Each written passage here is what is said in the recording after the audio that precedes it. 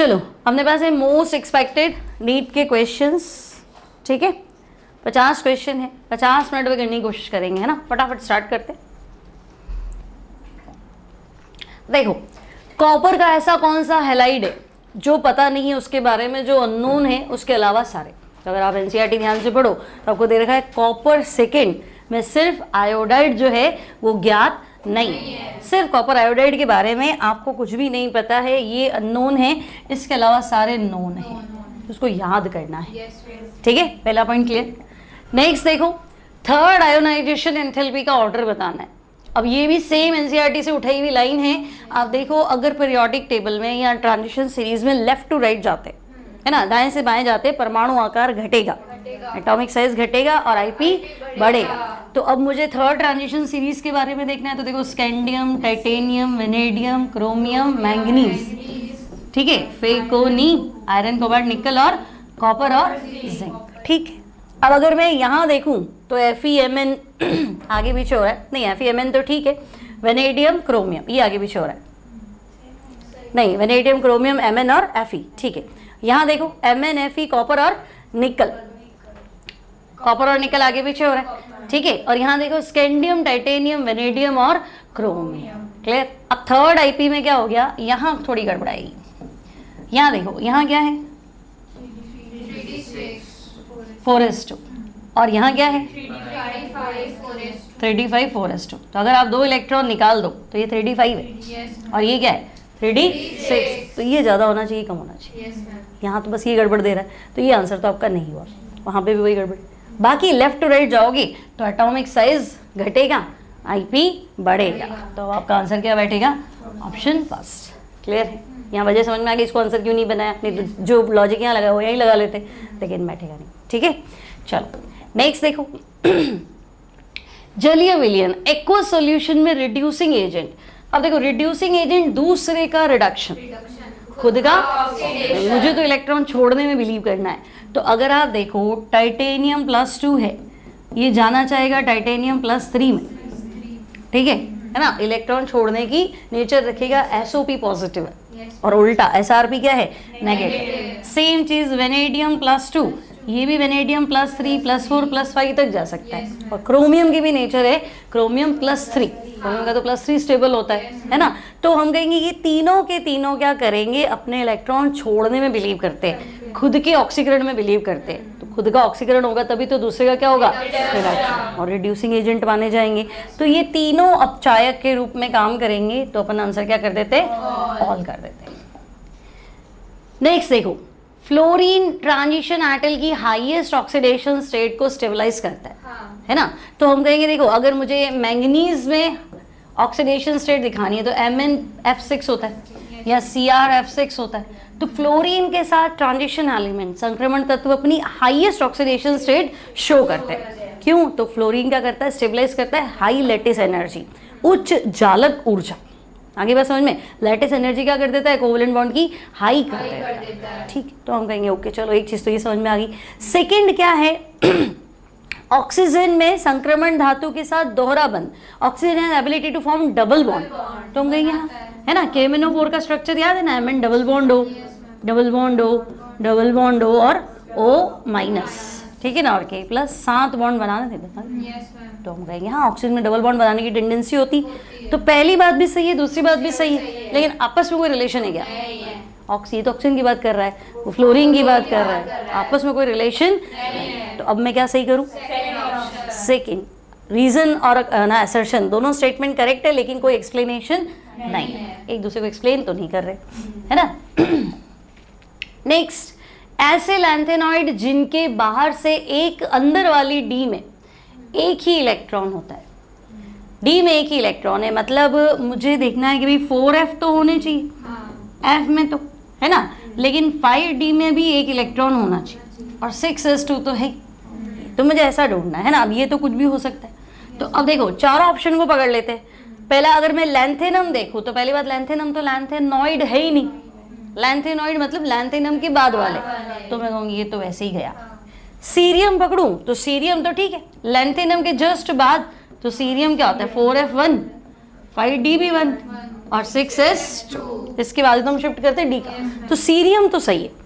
अब जीडी और एलयू भी कह रहा है, तो लुटेटियम तो आखिरी है ना, तो आखिरी में तो मुझे पता है ये 4f14 होगा और 5d1 होगा और 6s2।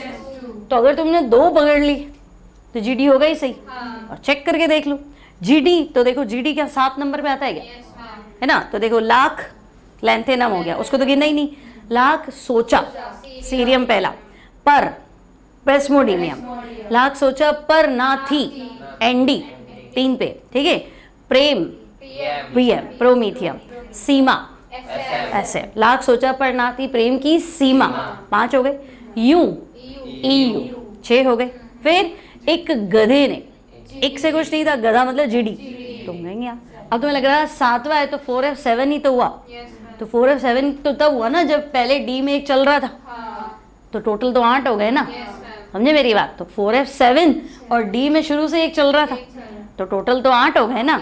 तो वापस आप हाफ फील्ड के चक्कर में क्या करोगे, उसको डी में शिफ्ट करोगे ऐसे। तो हम कहेंगे हाँ यहाँ पे भी डी में एक होता है, ठीक है। तो इस बार आंसर क्या हुआ, आगे देखो। कार्बोलिक एसिड किसका दूसरा नाम है ना, ये याद रखना, फिनॉल का दूसरा नाम है ना, फिनॉल बेंजीन पीओएच। तो हम कहेंगे भाई फिनॉल का दूसरा नाम जो है वो है कार्बोलिक एसिड, ठीक है। चलो नेक्स्ट देखो, विलियमसन्स, इसको नाम से याद रखना था, विलियमसन ईथर सिंथेसिस, फिक्स है विलियमसन ईथर सिंथेसिस। विलियमसन कहेगा ईथर बनाओ, तो हम कहेंगे फिर विलियमसन, ठीक है। रिएक्शन याद करो, तो हम कहेंगे एक तो होता था हेलो अल्कीन, एक होता था सोडियम एल्कोक्साइड, ठीक है, और बाहर क्या जाएगा NaX, और आंसर क्या था, तो हम कहेंगे ईथर बन जाएगा इस मेथड से। मैकेनिज्म कौन सा है, SN2, याद रखेंगे मैकेनिज्म कौन सा है, SN2, फिक्स कर लेना है ना। तो हेलो एल्केन का रिएक्टिविटी ऑर्डर 1 2 3, SN1 में 3 2 1 होता है, यहाँ होगा 1 2 3, ठीक है। की पॉइंट्स पकड़ लेना। नेक्स्ट देखो, एल्केन का फोटोकेमिकल क्लोरीनेशन, है ना। तो जब हम सनलाइट की प्रेजेंस में रिएक्शन करते हैं, ठीक है, वैसे तो सब्स्टिट्यूशन है, मीथेन हाइड्रोजन हट के क्या आएगा, Cl आएगा, लेकिन ये कह रहा है शुरू कैसे होता है, इनिशिएटेड। तो पहला स्टेप है ना चेन इनिशिएशन, श्रृंखला प्रारंभ करने वाला पद। तो पहले Cl का बॉन्ड टूटता है सनलाइट की प्रेजेंस में, है ना, ये अपना इलेक्ट्रॉन ले जाएगा, ये अपना इलेक्ट्रॉन ले जाएगा, और ये ऐसा कुछ बनेगा Cl डॉट, इसको बोलते हैं फ्री रेडिकल, और बॉन्ड फिजन होमोलाइसिस, समांश बंध विखंडन, ठीक है, होमोलाइटिक बॉन्ड फिजन। नेक्स्ट देखो, इथाइन, इथाइन हो गया C triple bond C, H और H, अब गिनो सिग्मा बाई, सही है। तो 3 तो हो गए सिग्मा, 2 हो गए पाई, थर्ड आंसर हो गया। नेक्स्ट देखो, CONH3 होल 6, है ना, तो कोबाल्ट +3 है, 6 लिगेंड है,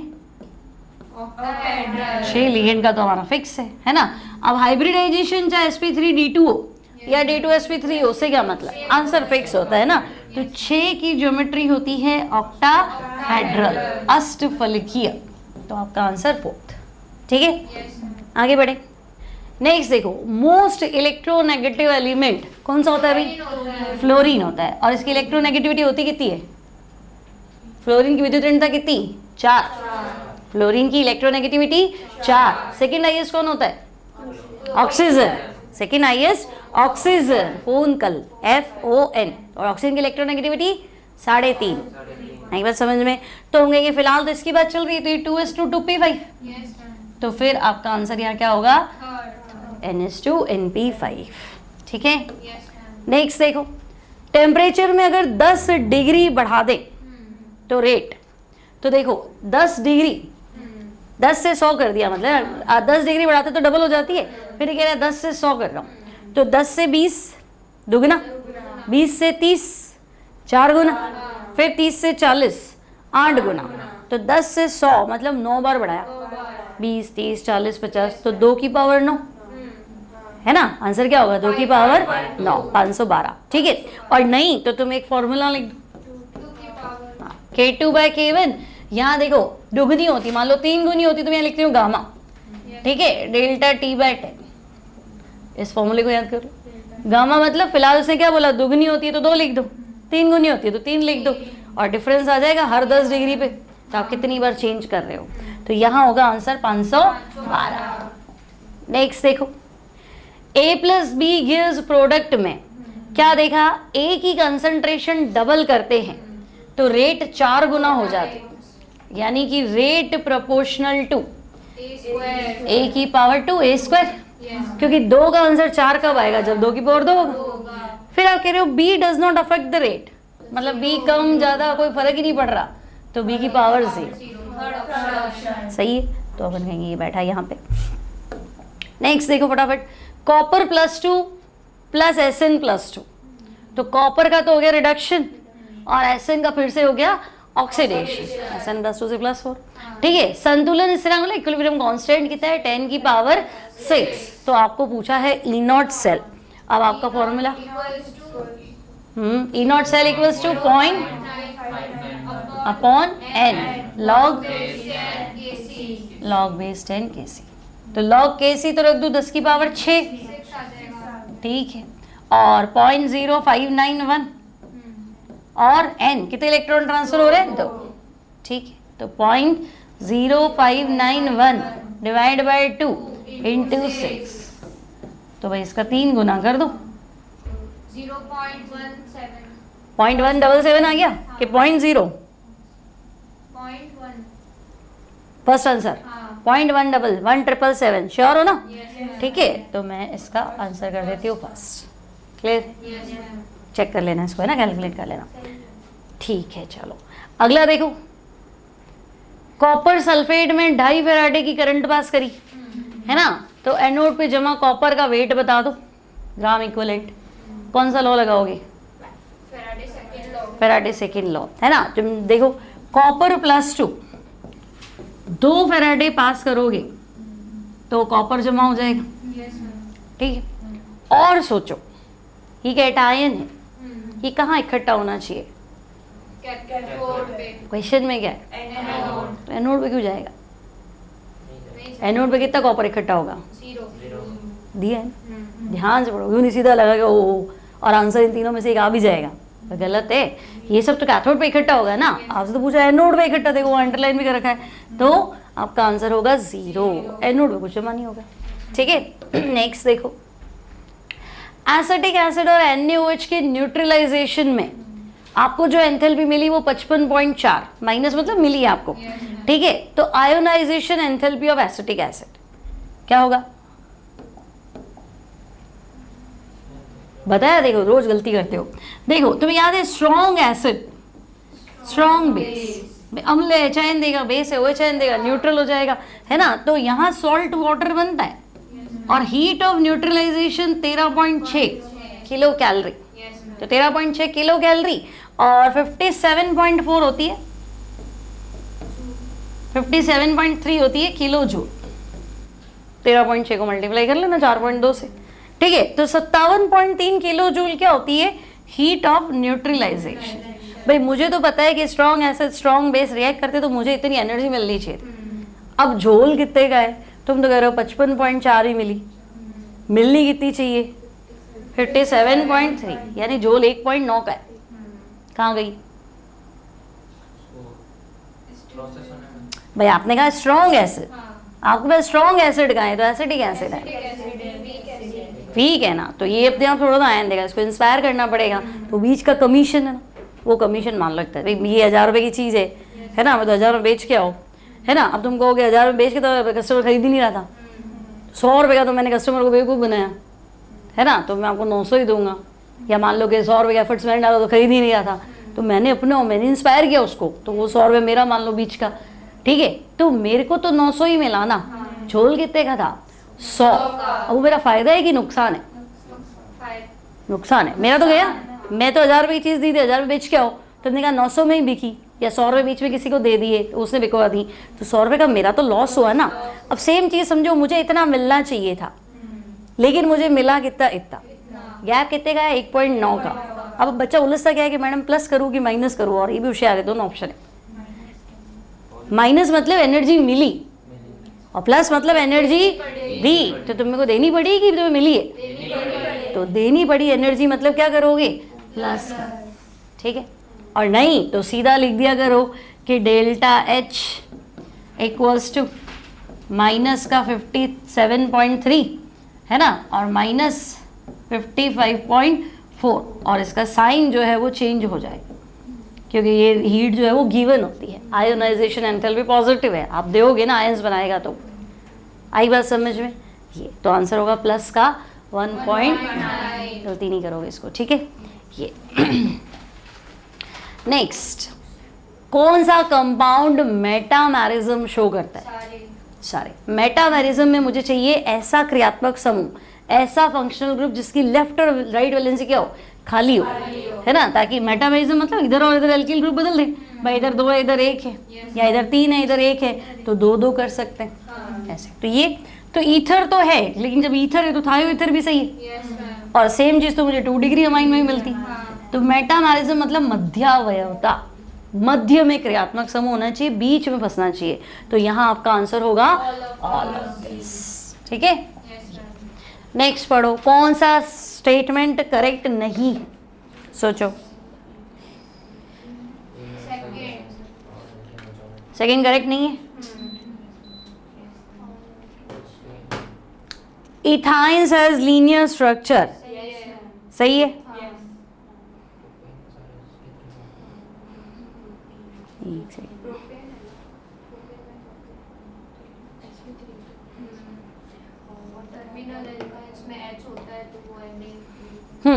इथाइन हैज लीनियर, इथाइन क्या होता है, ट्रिपल बॉन्डेड होता है ना, तो ट्रिपल बॉन्डेड मतलब एसपी और एसपी, तो एसपी में ज्यामिति रेखीय होती है, सही है, ठीक है। All alkene show geometrical isomerism. अब देखो ज्योमेट्रिकल में एल्कीन होना जरूरी है, लेकिन द्विबंध से जुड़े, डबल बॉन्डेड कार्बन से जुड़े दोनों ग्रुप या एटम अलग अलग, ये तभी तो होगा भाई, ए सेम डायरेक्शन सिस, है ना। और अगर यहाँ और यहाँ दोनों जगह ए होते तो नहीं होता, तो तुम मना करते तब कहेगा सिस और कहेगा ट्रांस, पता ही नहीं चल रहा है। तो इसकी शर्त है, तो ऑल एल्कीन तो नहीं कह सकते, ऑल हटा देता, एल्कीन शोज जीआई तो सही था, एल्कीन में ज्योमेट्रिकल होती है, सारे एल्कीन में होती है, तो फिर इथीन में भी होनी चाहिए थी ना, तो तुम कहोगे नहीं इथीन में तो नहीं होती, छोड़ो प्रोपेन में भी नहीं होती, ऑल तो गलत हो गया। फिर प्रोपेन में सारे कार्बन sp3 है, हाँ प्रोपेन सिंगल बॉन्डेड है ना, सिंगल बॉन्ड में सारे कार्बन क्या होते हैं, तो हम कहेंगे ठीक है। और टर्मिनल एल्काइन, टर्मिनल मतलब ट्रिपल बॉन्ड कोने पे, तो ऐसी एल्काइन जिसमें ट्रिपल बॉन्ड कोने पे होता है वो एसिडिक होती है, बिल्कुल होती है, क्योंकि ये इलेक्ट्रोनेगेटिव है, सी माइनस होता है, ट्रिपल बॉन्डेड कार्बन क्या होता है, माइनस, प्रोटॉन छोड़ देगा, तो सारी टर्मिनल एल्काइन एसिडिक होती है, ये सही है। तो गलत क्या था, सेकेंड ऑप्शन आपका गलत था, ठीक है। चलो नेक्स्ट देखो, बेंजीन में सारे sp2 हाइब्रिडाइज्ड कार्बन, तो ये बनाया हमने बेंजीन, ठीक है, ये कार्बन है ना। अब इसके एक हाइड्रोजन है इधर, तो सिग्मा गिनो 1 2 3, तो 3 सिग्मा और 1 पाई, तो अच्छा 3 सिग्मा ही है, पाई दिया ही नहीं है फिर, सही। नेक्स्ट देखो SN1, देखो SN1 क्या चाहिए मुझे, टर्शियरी एल्काइल हैलाइड चाहिए। पहला स्टेप याद है, पहला पद धीमी गति का होता है, ठीक है। पहले स्टेप में क्या होता है, ये बॉन्ड यहाँ टूटेगा, ये माइनस और कार्बन प्लस, तो कार्ब कैटायन बनता है। अब कार्ब कैटायन स्टेबल बनाओगे तो ही काम का है, छोटा कार्ब कैटायन तो काम का नहीं। तो स्टेबल कार्ब कैटायन कब होगा, जब कार्ब कैटायन बड़ा हो, यहाँ पे क्या हो, बल्कि ग्रुप हो, मिथाइल की जगह इथाइल हो तो और बढ़िया रहेगा, ऐसे। तो हम कहेंगे जितने बल्कि ग्रुप होंगे कार्बन कैटायन का स्टेबिलिटी क्या होगा, ज़्यादा होगा, ठीक है। तो बल्कि groups on the carbon atom attach to halogen, वो सपोर्ट करेगा। स्मॉल ग्रुप होगा तो नहीं, SN1 में तुम आयन बना रहे हो तो पोलर मांगोगे, नॉन पोलर कैसे मांगोगे, ठीक है। ये नेक्स्ट एंटी मार्कोनिकोव और परऑक्साइड, तो एंटी मार्कोनिकोव में आप कहते हो भी 2 शर्तें, एक तो परऑक्साइड चाहिए और HBr चाहिए। तो एंटी मार्कोनिकोव HCl पे क्यों नहीं लगता, क्योंकि वो फ्री रेडिकल नहीं बनाएगा। HCl क्या कहेगा, मैं तो H+ ही बनूंगा और Cl- बनूंगा, तो हम बनेंगे ही नहीं फ्री रेडिकल, ठीक है। और HI फिर I तो बन जाता I डॉट, तो हम कहेंगे I डॉट इतना बड़ा है साइज में, इतना बड़ा फ्री रेडिकल है, तो I डॉट मिलकर I2 बन जाएगा, तो फिर एंटी मार्कोनिकोव लगेगा नहीं। आई बात समझ में। तो एंटी मार्कोनिकोव में HBr पे ही लगता है, क्योंकि वहाँ H प्लस और Br माइनस नहीं, वहाँ H डॉट है और Br डॉट है, और मार्कोनिकोव का उल्टा है। तो डॉट है मतलब फ्री रेडिकल, मुक्त मूलक, डॉट मतलब मुक्त मूलक, फ्री रेडिकल मैकेनिज्म को फॉलो करेगा। नेक्स्ट देखो, एरोमेटिक कंपाउंड की शर्तें बताए। एरोमेटिक की पहली शर्त थी साइक्लिक, सबसे पहले साइक्लिक है ही नहीं तो नियम लगाने से मतलब ही है, सीधी में थोड़ा लगाओगे है ना। तो साइक्लिक और फिर प्लेनर मतलब समतलीय sp2, ठीक है। प्लेनर इसलिए कह रही हूँ कि भाई देखो एक एटम तो इधर है ना, और दूसरा एटम इधर है, तो पाई बोर्ड आराम से घूम जाएगा। लेकिन एक एटम इधर और एक इस तल में, और यहाँ पाई बोर्ड कैसे घुमाओगे, पॉसिबल नहीं है ना। इनके p ऑर्बिटल्स जो है, इसका p ऑर्बिटल तो यूं है और इसका p ऑर्बिटल यूं है, तो बॉन्ड कैसे बनेगा, ऐसे थोड़ा बनो। सेम p ऑर्बिटल क्या चाहिए, एक तल में चाहिए, सिखाया था तुम्हें एक बार पहले भी, ठीक है। तो हम कहेंगे एरोमेटिक की शर्त है साइक्लिक होना चाहिए, प्लेनर होना चाहिए, और तीसरा हक्कल नियम का पालन। तो हक्कल नियम तो पता ही है ना, 4n+2 की वैल्यू किसके बराबर होनी चाहिए, पाई इलेक्ट्रॉन। तो 2 3 4, हाँ यानी थर्ड ऑप्शन करेक्ट, सही। आगे देखो फटाफट। नेक्स्ट, सबका आयोनाइजेशन सेम मान लो और सबकी मोलैलिटी कितनी मान लो, 1। मिनिमम फ्रीजिंग पॉइंट, अब इसमें देखो गलती होने के चांस बहुत ज़्यादा है। Freezing point minimum, freezing point depression का फॉर्मूला पता है, I into KF into molality, 1000 into KF into small w upon capital W small है, मतलब मोलैलिटी था, मोलैलिटी 1 है, KF सबका सेम है, मतलब सीधी सी बात आ गई IP। अब ध्यान से सुनो, I ज़्यादा होगा तो डेल्टा TF भी, और यहाँ आंसर क्या होगा, कम होगा, उल्टा, क्योंकि हिमांक अवनमन है ना। भाई मैं कह रही हूँ सैलरी घटेगी, आई ज़्यादा होगा तो उसकी सैलरी बहुत कट जाएगी, तो मिलेगी तो फिर कम ना, कट गई ना। तो हिमांक अवनमन है, फ्रीजिंग पॉइंट क्या हो रहा है, फ्रीजिंग पॉइंट में डिप्रेशन बढ़ रहा है, उसकी कमी बढ़ रही है, तो फिर फ्रीजिंग पॉइंट तो कम हो गया ना, ऐसे। तो तुम कहोगे फ्रीजिंग पॉइंट जो है वो कम हो जाएगा। आई बात समझ में। अब देखो सबसे ज्यादा आई किसका है,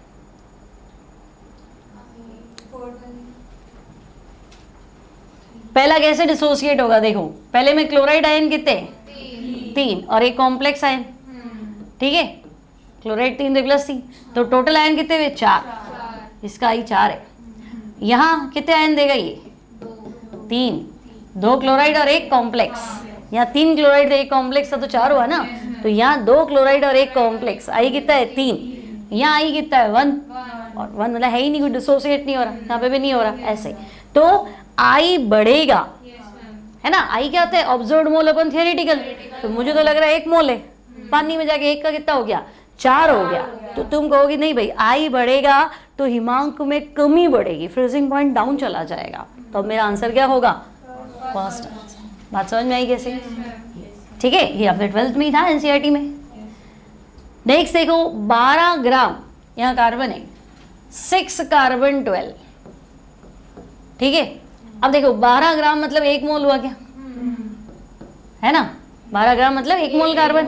अब 6 कार्बन 12, तो प्रोटॉन कितने, 6, इलेक्ट्रॉन जितने प्रोटॉन होते उतने ही तो इलेक्ट्रॉन होते हैं, और न्यूट्रॉन दिस माइनस दिस, तो न्यूट्रॉन भी कितने हैं, तो 6, 12 और 18, 1 में 18 है और 1 मोल में 18 मोल, और 18 इंटू मोल मतलब Na, तो Na यानी 6.02, 10 to the power 23, ठीक है। तो 18 6 90 और 18 108, 18 6 कितना होता है 108 इंटू 10 की पावर 23, तो फिर कितना हुआ 1.08 और 10 की पावर 25, सही है, तो आंसर 3। क्लियर, समझ में आ गया। नेक्स्ट देखो 16 ग्राम ऑक्सीजन मॉलिक्यूल, अणु मतलब O2 की बात कर रहा है, तो 16 ग्राम O2, ठीक है, मोल निकालो, 16/32, तो हम कहेंगे मोल तो आ गया आधा, है ना। अब आधा मोल, अब ध्यान से देखो एक O2 में कितने एटम है, 2 एटम, एक O2 में तो 2 एटम, अगर 1 मोल O2 होती तो 2 एटम होते, 2 मोल एटम होते, 2 मोल मतलब 2 Na, तुम तो कह रहे हो नहीं आधा मोल ये, तो आधा मोल मतलब आधा इंटू 2 इंटू Na, तो फिर मेरा आंसर क्या हुआ एन 6.02 10 की पावर 23। सिंपल है, कोई दिक्कत ही नहीं थी इसमें तो, है ना, सिंपल मोल कॉन्सेप्ट पे बेस्ड है भाई। नेक्स्ट देखो 0.005 एम इधर है ना, बेरियम हाइड्रोक्साइड, ठीक है, कि 0.3 लीटर में OH आयन के मोलों की संख्या। तो देखो मोलैरिटी क्या होता है, मोल पर लीटर, सही है, तो पहले इसके तो मोल्स निकालो, है ना, और ये मोल से मिली मोल नहीं है क्योंकि वॉल्यूम लीटर में, वॉल्यूम मिलीलीटर में होता तो मिली मोल होता, तो हम कहेंगे मोलैरिटी तो 0.005 है और वॉल्यूम कितना है 0.3, ठीक है, तो 3 और 4 तो कितना हुआ ये 15 इंटू 10 की पावर -4, ठीक है, ये बेरियम हाइड्रोक्साइड है। अब डिसोसिएट करो तो हम कहेंगे देखो बेरियम हाइड्रोक्साइड टूटेगा, एक तो बेरियम +2 और 2 OH, तो भाई अगर आप यहाँ 1 मोल की बात करते हो ना तो यहाँ तो 2 चल रहा है, तो आप तो 15 इंटू 10 की पावर -4 लेके बैठे हो, तो फिर ये डबल हो जाएगा, सही, तो 15 दूना 30 और 30 इंटू 10 की पावर -4 0.003, ठीक है, 30 वाला तो आंसर ये की है, टिक कर देना, और क्या, पॉइंट का भी नहीं है, मैं पॉइंट आगे पीछे करूँ यही आंसर बनेगा, ठीक है। नेक्स्ट 1 ग्राम कैल्शियम कार्बोनेट को क्या किया, गर्म किया CO2 के लीटर, तो देखो कैल्शियम कार्बोनेट पहले गर्म करो, CaO और CO2। अब ध्यान से देखो ये वेट चल रहा है, ये वॉल्यूम चल रहा है, 4 ऑप्शन वॉल्यूम में, सही है, तो देखो कैल्शियम कार्बोनेट का मोलर मास 100 आएगा, कर लो, कैल्शियम का 40, कार्बन का 12, ऑक्सीजन का 16 इंटू 3, ये 100 ग्राम आएगा, सही, तो अगर ये 100 ग्राम आएगा तो ये 1 मोल है, 1 मोल मतलब कितना होता है 22.4 लीटर, सही। अब तुम्हारे इक्वेशन में तो 1 ग्राम चल रहा है, तो 100 को 100 से डिवाइड करो तो 1 आएगा, तो इधर 100 से डिवाइड किया तो उधर भी 100 से डिवाइड करो, तो कितना होगा 0.224। मैं समझ में आई क्या, जितना इधर डिवाइड करोगे उतना उधर का, क्लियर। तो अगर 1 ग्राम चाहिए तो 0.224 मतलब ऑप्शन क्लियर है। अब इसमें कई कुछ भी नहीं था, सिंपल इक्वेशन पता है तो आप बना लोगे, ठीक है।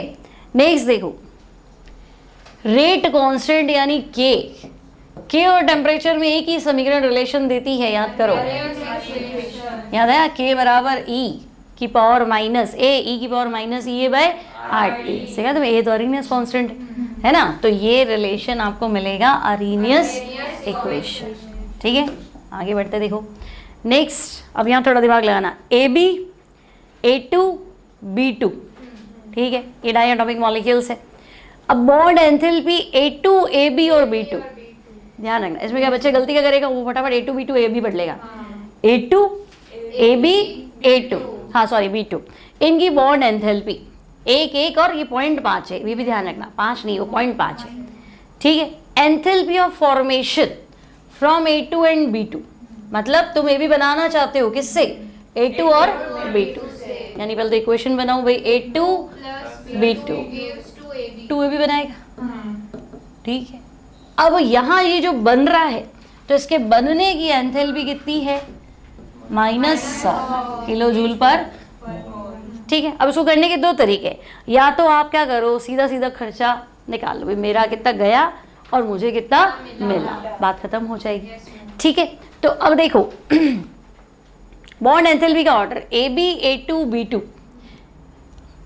नहीं रेशियो क्या है, A2 AB और B2, A2 AB और B2, ठीक है, ये है 1 और 0.5, ठीक है भाई, ये इनकी बॉन्ड एंथैल्पी का ऑर्डर है, ठीक है। अब मान लो बॉन्ड एंथैल्पी तो मैं x मान लेती हूँ, तो A2 की बॉन्ड एंथैल्पी मतलब A और A के बीच का बॉन्ड टूटना है, कितनी है x, B2 का बॉन्ड टूटना है तो भी कितनी हुई x, ठीक है, और AB बनेगा तो इसकी रेशियो कितना है 0.5x, नहीं रेशियो के हिसाब से, सॉरी उल्टा है, B2 कितनी है 0.5x और ये AB कितना है वापस x, ठीक है। Yes, ma'am. अब क्वेश्चन सॉल्व करना है, जो बोला उसे लिख दिया भाई। A2 की बॉन्ड एंथैल्पी अगर 1 है तो इसकी आधी होगी, तो इसकी x है तो इसकी 0.5x होगी, और इसकी वापस वही होगी x, ठीक है। अब मुझे लग रहा है कि जो मिल रहा है वो तो माइनस में हाँ, रिलीज होगा, बनेगा तो, और जो खर्चा है वो क्या प्लस, और टोटल तो इसने दे रखा भाई, टोटल आपका -100 है, -100. ठीक है। तो मैं देख लेती हूँ भाई, यहाँ ये बॉन्ड तोड़ने में तो मेरी एनर्जी गई x, ये भी मुझे ही देना पड़ेगा 0.5x, ये मुझे मिलेगी, लेकिन ये 2 मोल है तो डबल मिलेगी ना, तो +2x, ठीक है। और ओवरऑल क्वेश्चन बोल रहा है, आपने सारा झोल कर दिया, ये इतना मिल रहा है आपको -100। अब ढूंढ लो कितना हुआ, माइनस का 2x क्यों, हाँ माइनस का 2x, सॉरी। प्रोडक्ट देखो, जो दिया वो तो प्लस का, और जो मिल रहा है वो माइनस का, ठीक है। और ओवरऑल क्वेश्चन के हिसाब से बॉन्ड एंथैल्पी ये है, ठीक है। अब कर लो कितना हुआ 0.5x, ये भी माइनस का, ये भी माइनस का, तो x बराबर कितना हुआ 100/0.5, कितना हुआ 200, सही है, प्लस का। अब x की वैल्यू 200 है, तुम्हें क्या पूछा है A2 की बॉन्ड एनर्जी, A2 की बॉन्ड एनर्जी कितनी है x, और x की वैल्यू कितनी है 200, तो आपका आंसर 200, ठीक है। और ऐसे नहीं करना तो ऐसे कर लो, A2 + B2 gives 2AB, ठीक है। क्वेश्चन में क्या दिया है, बॉन्ड एंथैल्पी ऑफ फॉर्मेशन, मतलब ये रिएक्शन चाहिए, ठीक है। तो एंथैल्पी ऑफ फॉर्मेशन मतलब ΔH इक्वल्स टू, क्या करें, प्रोडक्ट तो बनता ही है ना, तो समेशन टोटल है ना, तो product enthalpy minus summation of reactant enthalpy, ठीक है। अब A2 B2 और 2AB, तो A2 अगर 1 है ना, तो AB कितना है 1, और ये B2 कितना है 0.5, ठीक है। तो अब देखो, ये तो है माइनस का 100, प्रोडक्ट एंथैल्पी कितनी है 1, या x कर दूं, ये भी x कर दूं, और ये भी x कर दूं, ठीक है। तो 2AB है ना, तो समेशन मतलब जोड़ो, तो ये कितना हुआ 2x माइनस रिएक्टेंट की x और 0.5, तो वापस तुम उसी समीकरण पे तो पहुंचे हो, x + 0.5x, और ये, ठीक है, समझ में आ गया, ऐसे चला लेना, बन जाएगा, क्लियर है। चलो नेक्स्ट, एसिडिक ऑक्साइड कौन सा है, फर्स्ट ऑप्शन। देखो, बेमंजनसन अल्पब, बे मतलब बेरिलियम, मन मतलब MnO2, जन जिंक का, एसन सन मतलब SnO2, ठीक है, अल एल्यूमिनियम का, और पब PbO2 दोनों, ठीक है। ये सारे क्या एम्फोटेरिक, तो ये तो गया, तो जन सन तो गया, ठीक है। अब ये मैग्नीशियम मेटल है ना, और अगर ये पानी में जाएगा तो मैग्नीशियम हाइड्रोक्साइड है, ये कौन सा अम्ल है, तो क्षार है, क्षार धातु बोलते हो ना, क्षार धातु, एल्केली मेटल, मेटल एल्केलाइन होता है, नॉन मेटल क्या होता है एसिडिक, तो फिर तुम्हारा आंसर एक ही बचता है, ठीक है। चलो नेक्स्ट, 17Cl में 17Cl35 मान लेते हैं, कितने इलेक्ट्रॉन में N+3, N+L का वैल्यू 3 है, तो 17 इलेक्ट्रॉन का कॉन्फ़िगरेशन लिखे, 1s2 2s2 2p6 3s2 3p5, सही है, 3s2 3p5। अब N+L का मान 3 होना चाहिए, मतलब अगर ये 3 है तो ये 0, सही है, तो 3 + 0 मतलब 3s, और अगर ये 2 है तो वो 1 होना चाहिए, तो 2 N का मान 2, L का मान 1 मतलब 2p, तो आप तो 3s और 2p के इलेक्ट्रॉन गिन लो, और तो हो नहीं सकता, N ज़्यादा होता है L कम होता है, तो 3s में तो इलेक्ट्रॉन मिले 2 और 2p में मिले 6, तो टोटल 8, तो आंसर ये हो गया। नेक्स्ट, ऑर्थोबोरिक एसिड है, नो, बस यही गलती है। देखो, boric acid BOH whole thrice है ना, अब आपने क्या किया, आपने पढ़ लिया कि भाई इसमें 3 OH है, ये 3 प्रोटॉन देगा, नहीं, ध्यान देखो, इसका है ना ऑक्टेट पूरा नहीं है, इसका ऑक्टेट पूरा नहीं है। जब हम इसको पानी में डालते हैं ना, तो ये सिर्फ अपना ऑक्टेट पूरा करने में लगा रहता है, तो ये पानी को बोलेगा यार तेरा OH दे दे ताकि एक बार तो मेरा ऑक्टेट पूरा हो जाए। और अब ये इसका प्रोटॉन छुड़वा लेता है। इसका काम था अपना ऑक्टेट पूरा करना, पर इसके खुद के ऑक्टेट पूरा करने के चक्कर में पानी अपना प्रोटॉन छोड़ रहा है, ये खुद का प्रोटॉन कभी नहीं छोड़ता है, तो एक प्रोटॉन छोड़ रहा है, इसलिए मोनोबेसिक। आई बात समझ में? तो यहाँ आपका उत्तर बनेगा मोनोबेसिक। इसको नोट कर लेना भाई, है ना। OH ग्रुप देख के नहीं बताना है।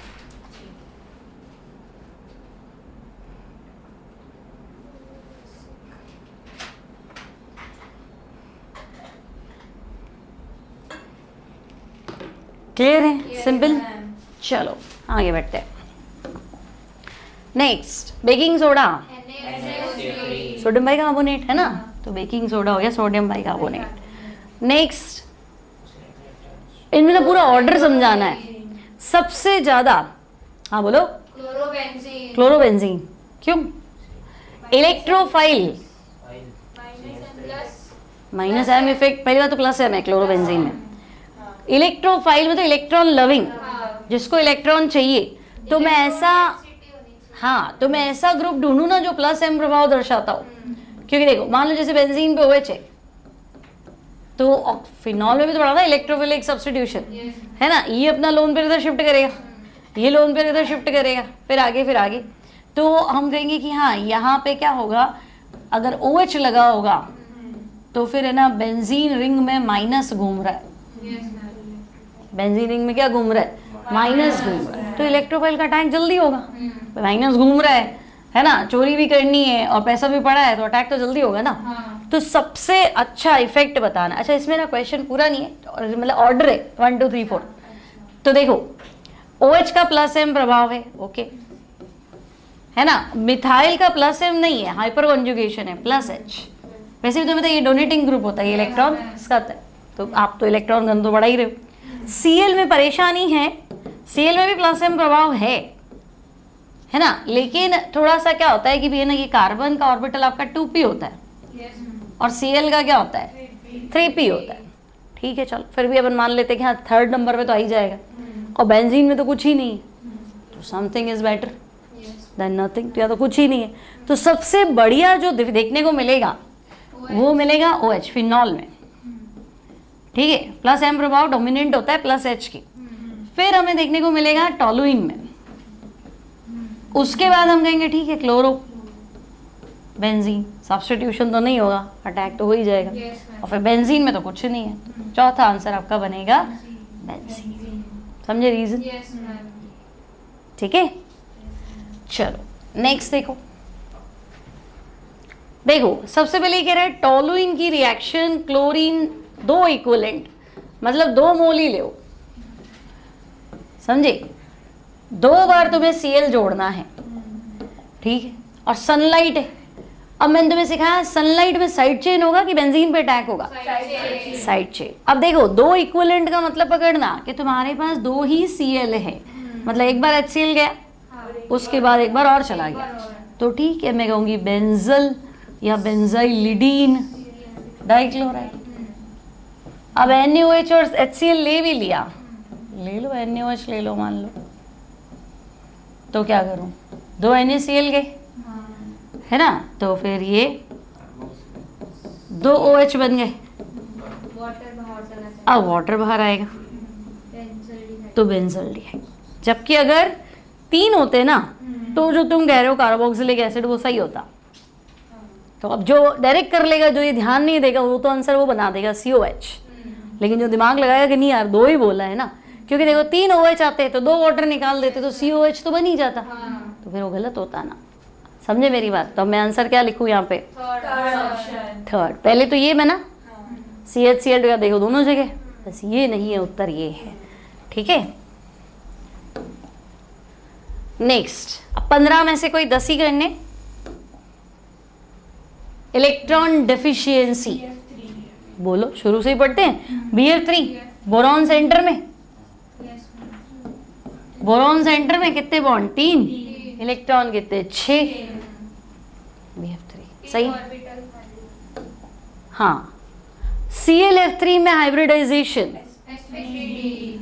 देखो, सीसो ज्योमेट्री, Cl3 हेलोजन है, क्लोरीन के वायतम कोश में होते हैं 7 इलेक्ट्रॉन, हेलोजन वैलेंस शेल में 7, काम में कितने ले रहे हो 3, बचे कितने 4 बचे मतलब 2 लोन पेयर, तो भाई 2 लोन पेयर, डी शेप तो देखो 3 bond pair 2 lone pair, total हो गए कितने 5।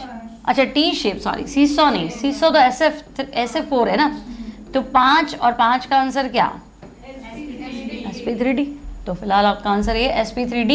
और टी आकार की ज्योमेट्री, मतलब आपको ध्यान रखना है, मैं एक लोन पे इधर रखने वाला हूँ, एक इधर रखने वाला हूँ, और एक ये 1 2, तो ये टी शेप ज्योमेट्री है।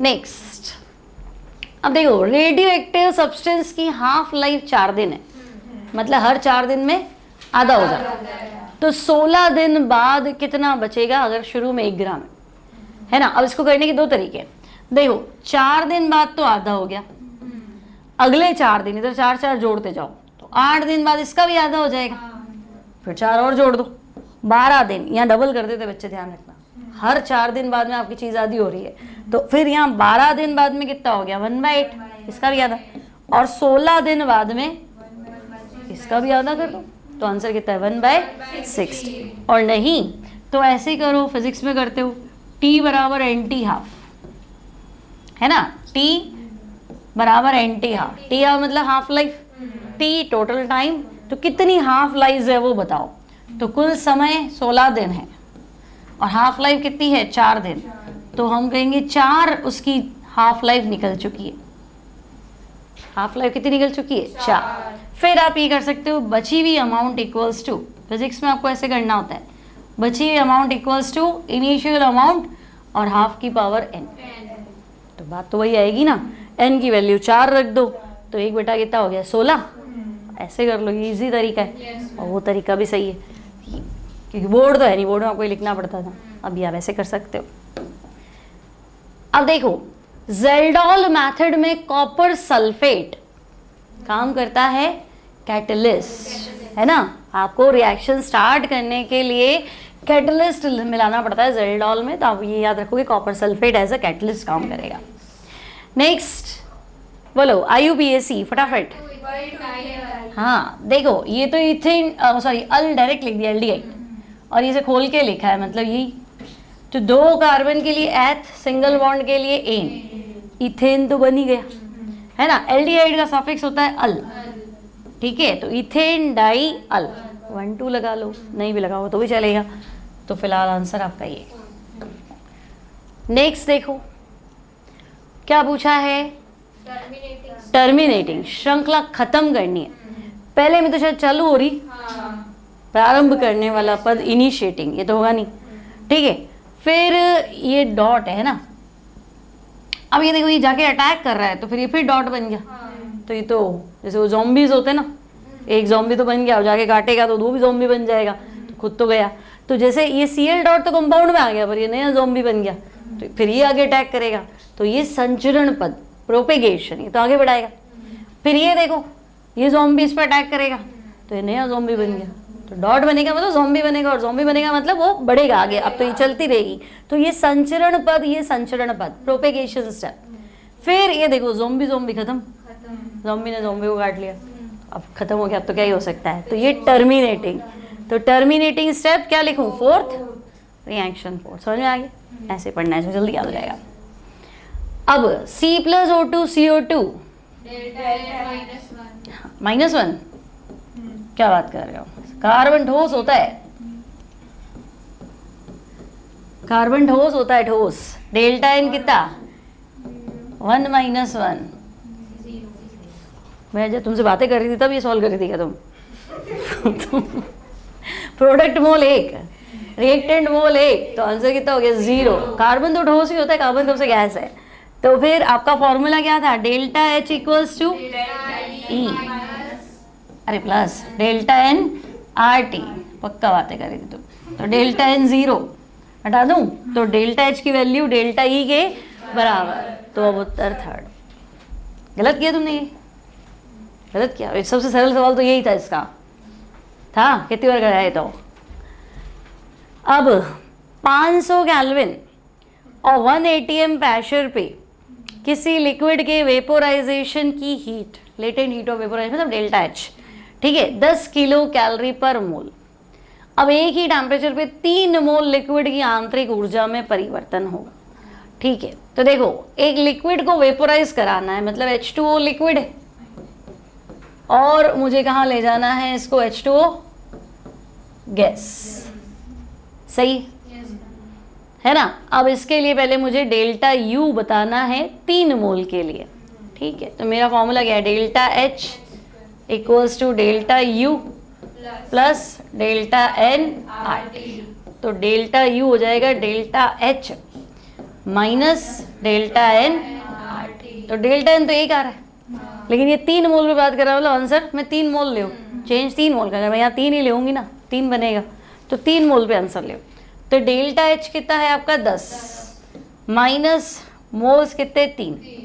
अब देखो ये किलो कैलोरी है, आंसर भी किलो कैलोरी है, तो R का मान 2, किलो कैलोरी में कितना 2 × 10 की पावर माइनस, जूल में रखना है तो 8.314, कैलोरी में रखना है तो कितना 2 कैलोरी, और किलो कैलोरी है तो 2/1000, और टेम्परेचर कितना है 500, ठीक है। तो ये 5 दूनी 10 हो गया, तो 1000 और 1000 कट गया, 10 की पावर -3, नहीं कटा, कैंसिल हो गया, तो फिर 10 minus 3 7 बट वो तो माइनस में, हाँ कहीं कुछ गलती है। Delta H equals to delta U plus delta N RT। अब डेल्टा U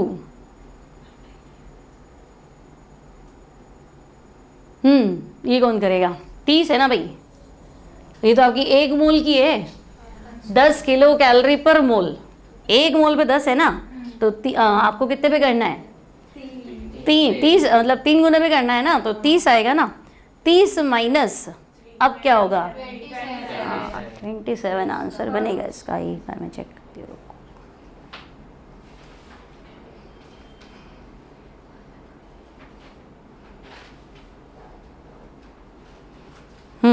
27 बिल्कुल ठीक है, 27 किलो कैलोरी पर मोल। चलो नेक्स्ट, सबसे ज्यादा change in oxidation state, second में P4 है। अच्छा मैंने जो तुम्हें उसमें भेजी थी स्लाइड, हाँ ये P4 है, हाँ देखो NO2 और N2O4, NO2 में ऑक्सीडेशन स्टेट निकालो, x - 4 0, x बराबर 4, यहाँ निकालो 2x माइनस कितना 8, तो यहाँ पे भी कितना आया 4 ही आया, तो ये आंसर तो नहीं है, ठीक है। N2O और NO, तो N2 में कितना 2x - 2, x बराबर कितना 1, N2O में है ना, और NO में ये -2 और ये क्या हो जाएगा +2, तो यहाँ तो 1 का ही अंतर आ रहा है, तो अधिकतम अंतर 1 का तो नहीं होगा, 1 से ज़्यादा ही होगा। SO2 SO3 में, SO2 में 4 है और SO3 में 6 है, तो यहाँ तो ज़्यादा अंतर आ रहा है 2 का।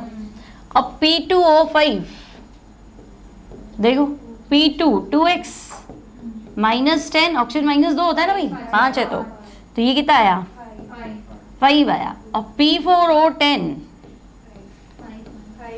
5 ही है, 4x - 20, तो फिर यही मतलब हुआ x बराबर 5, तो फिर अब आंसर क्या बनेगा 4th बनेगा भाई। SO2 और SO3 में अधिकतम अंतर है, बोलो क्लियर।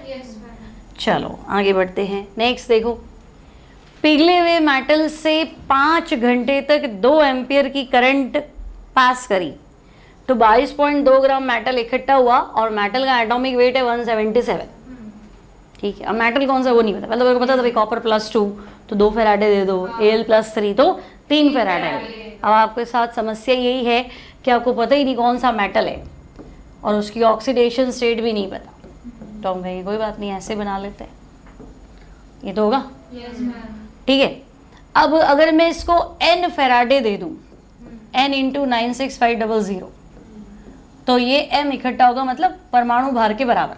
कितना इकट्ठा होगा? 177 ग्राम। तो इतना चार्ज बजाय नहीं तो निकालना है, 2 3 जो भी होगा वही तो निकालना है। तो ये 177 ग्राम इकट्ठा होगा, ये तो क्लियर है। Yes, अब तुम चार्ज दे कितना रहे हो? Q equals to I T. I कितना? 2 एम्पियर। टाइम कितना है? 5 घंटे 60 इंटू 60। इतना तो मैं चार्ज दे रही हूँ 36,000। और इकट्ठा कितना हो रहा है? 22.2। ये 36,000 है पक्का? ठीक है। तो अगर मैं 36,000 कूलम पास कर रही हूँ, ये मैं इतने कूलम पास कर रही थी तो इकट्ठा हो रहा था। अब 36,000 कूलम पास कर रही हूँ तो ये इकट्ठा हो रहा है कितना? 22.2। ठीक है। तो कंपटीशन में तुम इसको क्रॉस मल्टीप्लाई करके सॉल्व कर लो। तो n into 96500 into 22.2 equals to 36,000 into 177। तो ये 2 जीरो उड़ रहे हैं बस। तो 177 into 360 upon 22.2 into 965 equals to n। बोलो।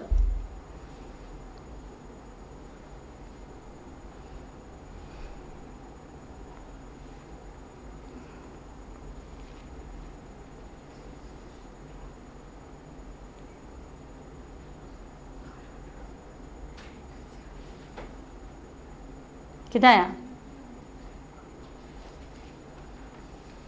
बोलो। तो एग्जाम में क्या करोगे? 2.9 आएगा ये। ठीक है। कितना आएगा ये? 2.9। ठीक है। अब मुझे बताओ वैलेंसी तो पॉइंट में होगी नहीं, पर 2.9 को कितना मानूंगी? 3 मानेंगे। तो करेक्ट आंसर 3 है ना। ये चार्ज होगा तो यहाँ 3 फैराडे होगा। 3 फैराडे से आंसर इतना बैठेगा। ठीक है। चलो नेक्स्ट देखो।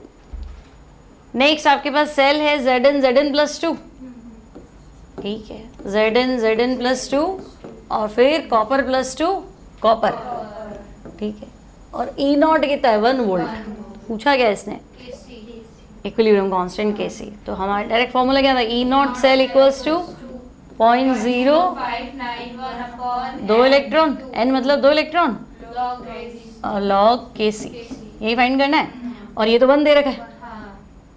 तो 2 divide by 0.0591 equals to log Kc। तो कितना हुआ? 1 2 3 4। बोलो। 32.8। ठीक है। लमसम 33 लिखूं? तो 33 आ गया log Kc। तो Kc equals to anti log. Anti log मतलब 10 की पावर। तो Kc इक्वल्स टू 10 की पावर 33। यानी ये आ गया ना सेकेंड आंसर। ठीक है। अगला देखो। Zn plus 2 1m concentration, copper plus 2 copper, ये भी 1m। ठीक है। अब E0 सेल ही तो निकालना है। इलेक्ट्रोड वो ना स्टैंडर्ड इलेक्ट्रोड पोटेंशियल क्या होगा?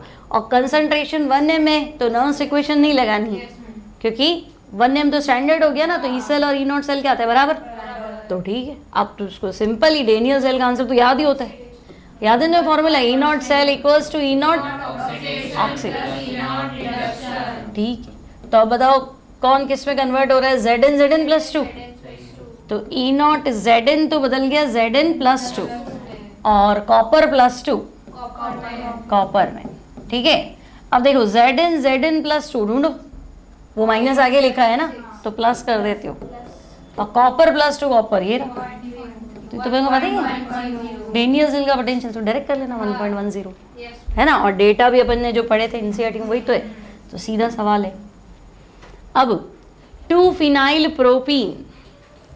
अब प्रोपीन मतलब ये लगा दो ऐसे है ना, और 2 पे फिनाइल। ठीक है। जल योजन, एसिड कैटेलाइज जल योजन में सीधा तो पानी मिलाते नहीं, एसिड बनाते। तो नियम क्या है? माइनस कहाँ जाएगा? तो माइनस तो इधर ही आएगा क्योंकि अब हाइड्रोजन तो इधर ज़्यादा होंगे है ना। तो हमारा आंसर ये कुछ ऐसा बनेगा। ये OH और इस मतलब फिनाइल और इसी पे OH और ये तो क्या बन रहा है? 2 फिनाइल 2 प्रोपेनॉल। थर्ड ऑप्शन बन रहा है। सही है। आगे बढ़ो। ऑर्थोपैरा डायरेक्टिव, ऑर्थोपैरा डायरेक्टिव मतलब उसके खुद के पास क्या होना चाहिए, लोन पेयर, तभी तो बेंजीन को देने वाले हो, है ना। प्लस एम प्रभाव, ऑर्थोपैरा क्या होता है, प्लस एम प्रभाव, प्लस एम मतलब शिफ्ट करो इधर, तो शिफ्ट कब करोगे, जब आपके पास लोन पेयर होगा। कार्बन से तो कोई उम्मीद है नहीं, तो आंसर क्या है, सबसे सरल सवाल है भाई। Next, ionic product of water, देखो 25 डिग्री सेंटीग्रेड पे KW कितना होता है, 10 की पावर -14, सही है। अब मुझे एक चीज बताओ, आयनिक प्रोडक्ट ऑफ वाटर होता है HIN × OH है। अब अगर तुम ताप बढ़ाओगे तो विघटन होगा ना, डिसोसिएशन होगा ना भाई, कोई चीज टूटनी है तो हीट दे दो, तो ताप बढ़ाएंगे तो HIN बढ़ेंगे, OHN बढ़ेंगे, KW क्या होगा, बढ़ेगा। तो 25 डिग्री मतलब जनरली टेम्परेचर बढ़ाते हैं तो आयनिक प्रोडक्ट ऑफ वाटर क्या होता है, बढ़ता है ना। और ये भी ध्यान रखना, ये तो 25 पे है, ठीक है, 90 डिग्री सेंटीग्रेड पे ये 100 गुना बढ़ गया, 10 की पावर -12 हो गया, है ना ये। नेक्स्ट, नहीं नेक्स्ट ये, ठीक है, चलो हो गए 50 के 50 क्वेश्चन, ठीक, चलो।